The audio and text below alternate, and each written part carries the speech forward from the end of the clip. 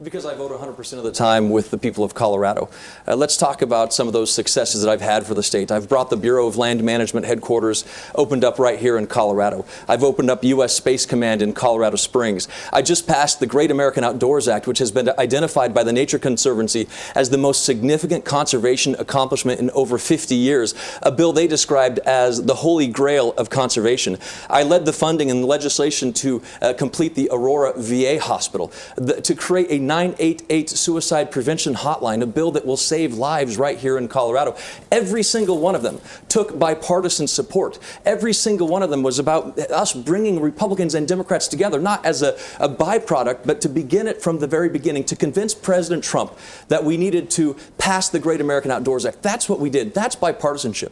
Now, what you hear from John is he's not even going to support a Republican-led relief effort because apparently the Republicans control the Senate and he doesn't think it was good enough, even though it contains the very things he wants. Well, Senator, really quickly, do you believe that 100% of Coloradans support 90% of President Trump's agenda? Look, I'm going to support Colorado. I'm going to vote with Colorado every single time, and I believe that's what I have done, and that's what I will continue to do. You know, John Hickenlooper actually called the Great American Outdoors Act meaningless.